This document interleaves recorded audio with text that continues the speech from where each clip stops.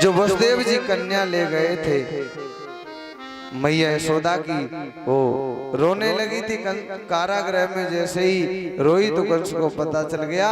कंस ने उसे हाथ देव की मैया के हाथों से छीन कर पटकना चाहा, लेकिन वो उड़ गई आकाश में। और उसने कहा,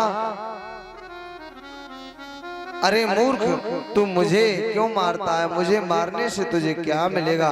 तुझे मारने वाला तो कहीं पैदा हो चुका है, तू मुझे क्यों मारता है? तेरी जिंदगी के दिन पूरे हो चुके हैं, अब तू जल्दी ही मरने वाला है। और इधर नंद बाबा सभी ब्रजवासियों पर गोकुल की रक्षा का भार सौंप करके, और कंस जो 1 वर्ष का जो टैक्स लेता था, जो कर लेता था सालाना कर, वो कर चुकाने के लिए, कर देने के लिए मथुरा गए। गोपान गोकुल रक्षायाम निरूप्य मथुराम गतः, नंद कंसस्य वार्षिक्यम करम दातुम कुरु दुहा। परीक्षित नंद बाबा कुछ दिनों के बाद गोकुल की रक्षा का भार दूसरे गोपों पर सौंप करके और मथुरा में गए। कंस का जो वार्षिक कर देने के लिए मथुरा चले गए। और वहां जब कंस का कर दे दिया, कंस का कर देने के बाद में वसुदेव जी को जैसे ही पता चला कि नंद बाबा आए हैं, तो वसुदेव जी को बड़ा आनंद हुआ। और वसुदेव जी नंद जी से मिलने के लिए गए, नंद बाबा से मिलने के लिए। वसुदेव उपसृत भ्रातरम नंदमागतम, ज्ञात्वा दत्तकरम राज्ञे ययो तदवमोचनम। जब वसुदेव जी को मालूम हुआ कि नंद बाबा आए हैं, नंद हमारे भाई हैं। कुछ लोग कहते हैं ना कि नंद बाबा अलग खानदान के थे और वसुदेव जी अलग खानदान के थे, तो ये बुद्धि भ्रमित करने वाले लोग हैं। लेकिन ये इनका परिवार एक ही था। भागवत में लिखा भी है स्पष्ट।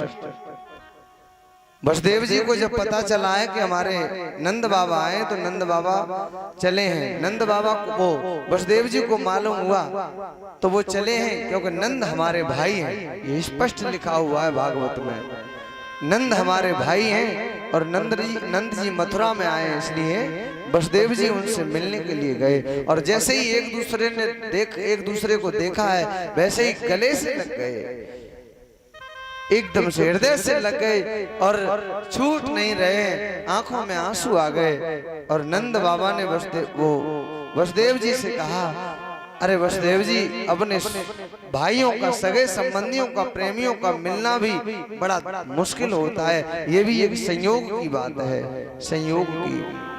आज संयोग है हमारा तुम्हारा मिलने का, इसलिए मिले हैं। जैसे तिलकों का ढेर एक जगह इकट्ठा नहीं रह सकता, परीक्षित जी, एकपति जी, तिलकों का ढेर अगर एक जगह आप डाल दोगे तो हवा चलेगी, तो तिनका एक एक करके बिखर जाता है। आप जल में एक जगह तूड़ी जो होती है तिनके डालोगे तो वो तिनके जल के साथ तितर बितर हो जाते हैं, बह जाते हैं। ऐसे ही हम आप चाह करके भी इकट्ठे नहीं रह सकते, क्योंकि संयोग जिसका जितने दिन का है वो उतने दिन ही इकट्ठा रह सकता है, चाहे वो सगे भाई क्यों हो।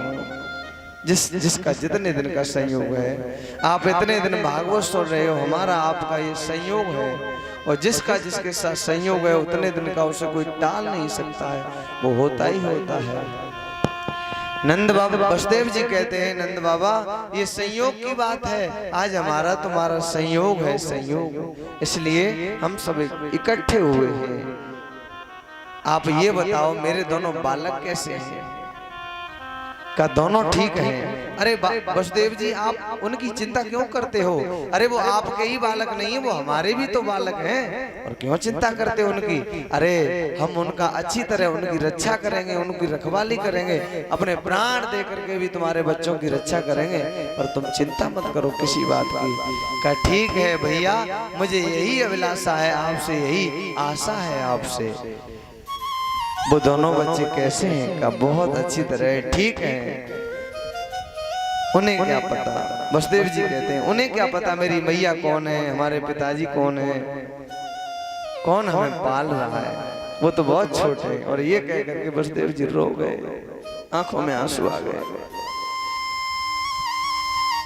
इधर क्या होता है कि वसुदेव जी तो वो नंद बाबा तो मथुरा में थे, इधर कंस की भेजी हुई पूतना जाती है। पूतना गोपी का वेश बना करके, गोपी का रूप बना करके पूतना और नंद बाबा के गोकुल में पहुंची वेश बदल करके। कंस ने इसे भेजा था और मैया यशोदा के पास जाकर के पूतना ने कहा, अरे मैया यशोदा, मैंने सुना है तेरे घर में लाला हुआ है, तेरे घर में लाला ने जन्म लिया है। अरे मैं भी दर्शन करने आई हूँ, अपने लाला का दर्शन कराएगी क्या? अरे कैसी बात करती है, ले चल। अरे मेरा लाला है सो है, तेरा भी तो लाला है, ले इसके दर्शन कर ले, खिला ले इसे। मैया यशोदा नहीं पहचान पाई और वो गोपी जो है वो अपने लाला वो कृष्ण को लेकर के वो पूतना और आज एकांत में ले गई है और एकांत में लेकर के आज स्तनपान कराने लगी है। पूतना अपना स्तनपान कराने लगी। भगवान ने आंख बंद की और आंख बंद करके उसके स्तनों का पान करने लगे, यानी दूध के साथ प्राणों को खींचने लगे। भगवान ने आंख इसलिए बंद की, कई कारण है बहुत से, लेकिन भगवान ने आंख इसलिए बंद की कि मैं पहले माखन खाने आया हूं, पहले ही नंबर पर विष मिल गया, जहर मिल रहा है। दूसरी बात यह है कि विष का पान भोलेनाथ कर सकते हैं, तो भोलेनाथ का ध्यान की आंख बंद करके आओ प्रभु इस विष का पान करो। और एक बात ये है कि अगर मैंने इसको नजर दे दी अपनी, तो फिर मैं इसे मार नहीं पाऊंगा, इससे रिश्ता बन जाएगा, रिश्ता। इसलिए आंख बंद की भगवान ने और पूतना के स्तनों को इतने जोर से दबाया कि पूतना एकदम से चिल्लाने लगी, बिलखने लगी, आवाज लगाने लगी, अरे मैया यशोदा, अरे मैया यशोदा, मेरी रक्षा कर, मेरी रक्षा कर, ये लाला तेरा मुझे मारे डाल रहा है, मेरे प्राण खींच रहा है, मैया मेरी रक्षा कर। लेकिन किसी ने नहीं सुना, क्योंकि धूमधाम मची थी, गोपियां आ रही थी, जा रही थी, इसलिए किसी ने नहीं सुन पाया। इधर भगवान ने जब छोड़ा नहीं तो गोपी वो जो पूतना थी अपने असली वेश में आ गई, असली वेश में। यहाँ बहुत बड़ी सीख मिलती है। दुष्ट व्यक्ति की प्रीति जो है वो समय आने पर परिस्थिति में पता चलती है। आपने देखा होगा वोट जब मांगने लोग आते हैं तो ऐसे लोग भी होते हैं जो इनका व्यवहार बड़ा खराब होता है, और वो भी आएंगे तो कैसे कहेंगे, पैर भी छुएंगे, जब कभी नहीं झुकना जानते लेकिन उस समय पैर भी छुएंगे और बहुत कुछ। उस समय इतना मीठा बन जाते हैं, लेकिन उसके बाद में क्या होता है कि जब आपने नहीं दिया तो फिर व्यवहार जो है वो बदल जाता है, एकदम रुख बदल जाता है, फिर एकदम दुश्मन की दृष्टि से देखने लगते हैं। तो ये है, और ये तो एक साधारण सी चीज है। वैसे आप किसी से भी करके देखें, ऐसे किसी व्यक्ति से जो दुष्ट प्रवृत्ति का हो, उससे आपका अगर रिश्ता है तो जब तक आप उसके काम आते रहोगे तब तक तो वो आपसे बड़ा मीठा मीठा बर्ताव करता रहेगा। लेकिन जिस दिन आप उसके काम मत आना, उसी दिन उसकी असलियत प्रकट हो जाएगी, जैसे असलियत पूतना की प्रकट हो गई।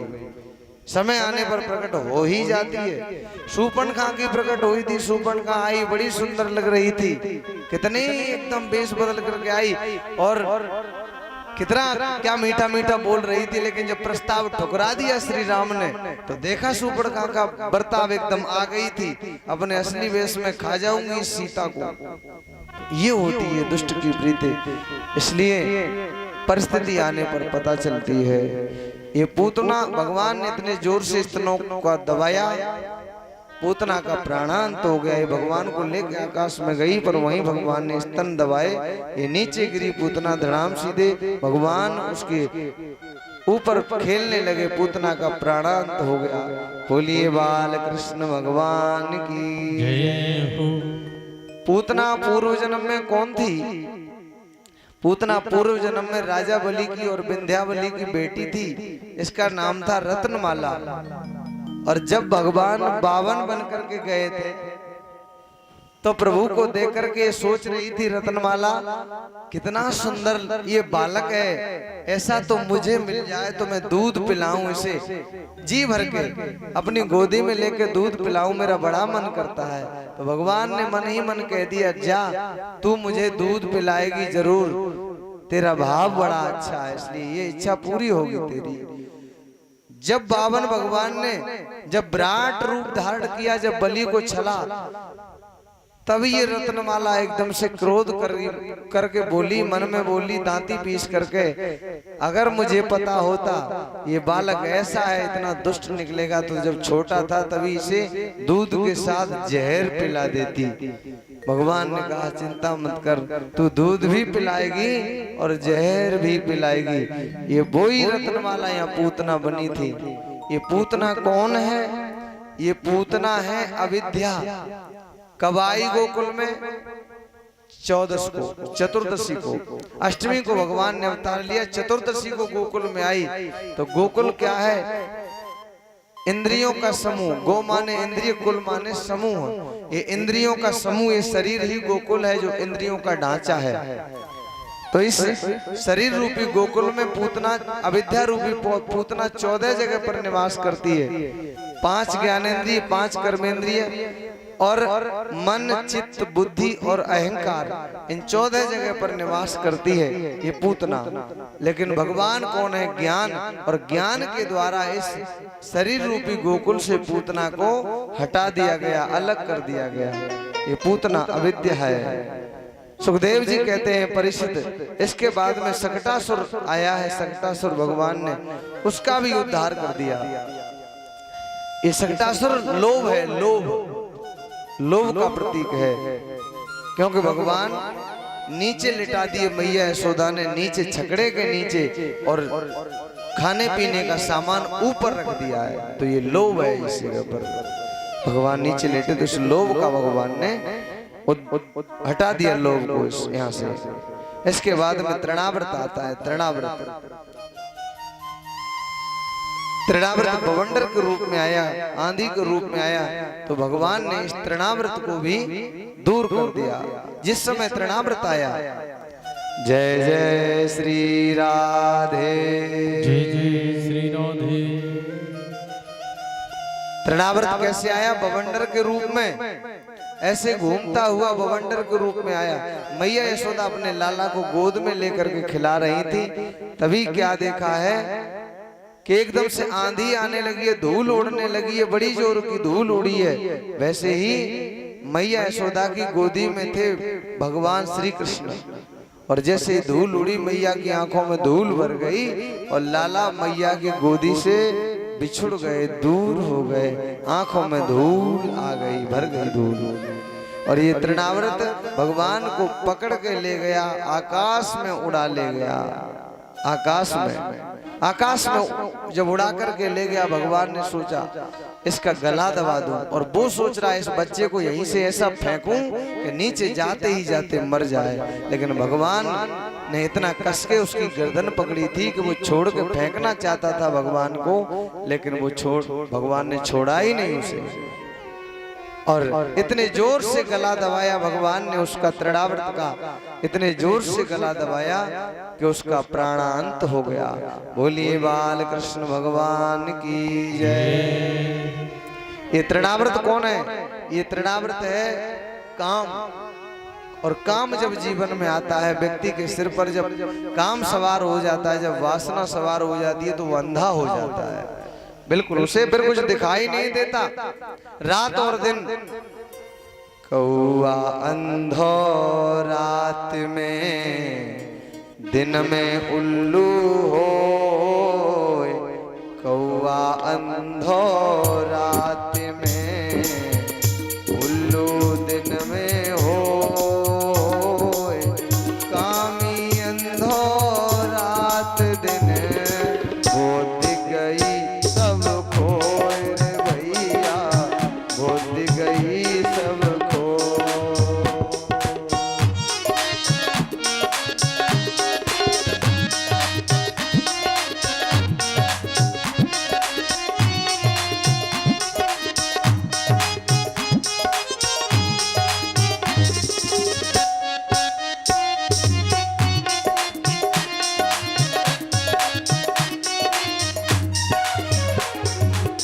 कौआ अंधो रात में, उल्लू दिन में हो, कामी अंधो रात दिन होती गई सब खोए रे भैया, बुद्धि गई सब खो, बुद्धि गई सब खोए। कामी ये सब जानते हैं आप कैसे अंधा है, दिन रात अंधा है, दिन रात। और तो ये तृणावर्त क्या है? काम है। जब काम सवार होता है तो फिर कुछ भी हया शर्म न कोई रिश्ता कुछ भी नहीं होता फिर। और जब काम आता है तो ज्ञान अलग हो जाता है, यानी ज्ञान को घुटी पर टांग देता है। यानी भगवान अलग हो गए, बिछुड़ गए। जब तृणावर्त आया तब मैया से भगवान बिछड़ गए। और जब ये बवंडर शांत हो गया, जब भगवान ने इसका उद्धार कर दिया, जब ये आंधी शांत हुई, धूल शांत हुई, बवंडर शांत हुआ, तब एकदम से मैया ने देखा अरे लाला तो वो है। और लाला को उठा लिया अपनी गोदी में और पुचकारने लगी मैया, प्यार करने लगी एकदम से, मेरा बेटा मेरा बेटा। आज इस प्रकार ये सुखदेव जी कहते हैं, परीक्षित गर गए पुरोहितो राजन यदूनाम सुमहातपः, ब्रजम जगाम नंदस्य वसुदेव प्रचोदितः। परीक्षित यदुवंशियों के कुल पुरोहित थे गर्गाचार्य जी, यदुवंशियों के कुल पुरोहित थे गर्गाचार्य जी। तो गर्गाचार्य जी नंद बाबा के गोकुल में आए। और नंद बाबा के गोकुल में जब गर्गाचार्य जी आए तो नंद बाबा ने उठ करके उन्हें प्रणाम किया, प्रणाम। और नंद जी ने कहा महाराज क्षमा करना, हम तो आपके आश्रम तक जा भी नहीं पाते हैं, घर के गृहस्थी के काम धंधों में उलझे रहते हैं, हम आपके आश्रम तक जा नहीं पाते, इसलिए क्षमा करना। आप भले पधारे, हमारे यहाँ आप आए, बड़ी प्रसन्नता की बात है। गर्गाचार्य जी ने कहा नंद जी एक काम करो, मुझे वसुदेव जी ने भेजा है बालकों के नामकरण संस्कार करने। अगर मैं खुल करके सबके सामने नामकरण संस्कार करूंगा तो लोग जान जाएंगे कि ये जरूर देवकी और वसुदेव का बेटा है, क्योंकि ये गर्गाचार्य जी तो यदुवंशियों के कुल पुरोहित वहां से आए, मथुरा के बालों के कुल पुरोहित है। और नंद बाबा के जो कुल पुरोहित है वो सांडिल्य ऋषि हैं, तो फिर यहाँ ये गर्गाचार्य जी क्यों आए हैं? इसलिए बात बिगड़ जाएगी। इसलिए ऐसा करो, चुपचाप छुप करके और इनका नामकरण संस्कार गौशाला में कर देते हैं। गौशाला में ले चलो इन्हें, गौशाला में। आज कृष्ण और बलराम को दोनों माताएं गौशाला में ले गईं, जहां नंद बाबा भी पहुंचे। गौमूत्र से स्नान कराया, गोबर से शरीर में मालिश की, गोबर से और गौमूत्र से स्नान कराया। इसीलिए तो देसी गाय का जो गोबर है वो पवित्र है। भगवान ने भी इसको धारण किया, अपने शरीर पर लेप किया और मूत्र से भी स्नान करवाया। गौमूत्र पवित्र है, लेकिन जब गौवंश नष्ट ही हो जाएगा फिर कहां से आएगी गाय? कहां से आएगी गाय जब गौवंश नष्ट हो जाएगा तब। इसलिए गाय को बचाओ, किसी प्रकार बचा सको तो बचाओ। अरे कोई ज्यादा खर्चा नहीं होता, ऐसे हम कितने कितने रुपए बर्बाद कर देते हैं। अगर पूरा क्षेत्र मिल जाए और एक होकर के अगर गाय के लिए गौशाला बनाई जाए, इन सारी जिम्मेदारियों के ऊपर सरकार ही जिम्मेदार नहीं होती, हमारी भी कुछ जिम्मेदारियां होती हैं। हम तार लगाते हैं, कितना सब कुछ देखा वाली करते हैं, तो यही समझ लो कि इतना सब कुछ साल भर में इतनी परेशानी उठाते हैं, तार भी लगाते हैं, सोते हैं वहां जाकर के, तो फिर थोड़ा यही समझ लो कि 2000 रुपए साल में निकल गए। तो ये धीरे धीरे अगर चाहे, इतने नेजा चढ़ाते हैं, हम माता पे ले जाते हैं, झंडा चढ़ा रहे हैं, डीजे बज के जा रहा है। और सच पूछो तो मेरा मत तो ये है कि इससे कभी भगवान खुश नहीं हो सकता। जो आप झंडा चढ़ा रहे हो नहीं हो सकता कुछ। इसके लिए आप गाय के अंदर 33 कोट देवता विद्यमान है, आप गाय की सेवा करके तो देखो आप गाय की सेवा करेंगे तो घर की व्यवस्था धीरे धीरे अपने आप चलने लगेगी। आपको कोई ये नेजा इत्यादि चढ़ाने की, जात करने की कोई आवश्यकता नहीं पड़ेगी। कितने हम छोटे छोटे खर्चे कर देते हैं फालतू के, कहीं जाते हैं, कभी वहां जा रहे हैं, कभी यहाँ जा रहे हैं, कभी गाय को पूजो और इतने खर्चे में उसकी व्यवस्था भी हो जाएगी, गाय की सेवा भी हो जाएगी, फिर देखना जीवन आनंद में बन जाएगा। हरियाणा, पंजाब, राजस्थान में मैं जाता हूँ। पहले गया था एक बार सिरसा के पास हरियाणा में, तो गौशाला में केवल 400 गायें थी और पहली बार ही भागवत उसमें हुई थी। 400 गायें थी, आज उसमें बहुत गायें हैं। अब तो उसमें बहुत बड़ा शेड बन गए हैं, बहुत से गौओं के लिए इतनी सुंदर व्यवस्था है, बड़ा अच्छा है। और भंडारा नहीं करते लेकिन वहाँ के लोग अपने यहाँ चंदा की भागवत में भंडारा करते हैं लोग, लेकिन वो लोग चंदा की भागवत जब करेंगे तो भंडारा नहीं करेंगे। उन्हें टेंट, साउंड, व्यास और गौ ये सब देखते हैं। तो इसको करने के बाद जो पैसा जो आता है वो सब गऊ की सेवा के लिए रखा जाता है और भंडारा प्रसाद बांट दिया जाता है। और अपनी एरिया में अगर भंडारा नहीं किया तो गली गली में, कूचे कूचे में, घर घर में वही चर्चा चलेगी, अरे कैसी भागवत हुई, बेकार है, ये चर्चा चले। क्योंकि हम खाना सीख पाए, बस हम यूपी वाले खाना सीख पाए। और खास करके कौन कौन, फिरोजाबाद, मैनपुरी, इटावा, जसराना, शिकोहाबाद, आगरा और यहाँ तक और ये बुंदेलखंड भी,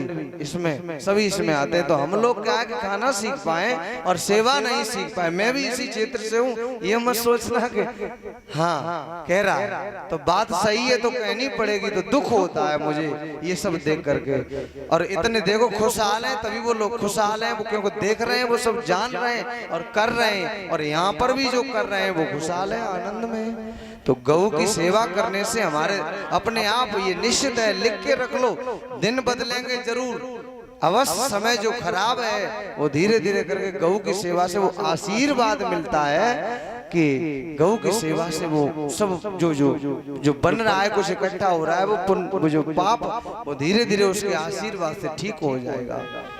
आप गऊ की सेवा करके देखना। आपके जीवन में कोई समस्या हो अगर, तो आप गऊ की सेवा करना, रोज उसकी सेवा करना और रोज उसके कान में कह दिया करना और कहना भी मत, आप उसकी सेवा करना रोज उसके सामने। चाहे एक आटे की एक लोई बना करके ही क्यों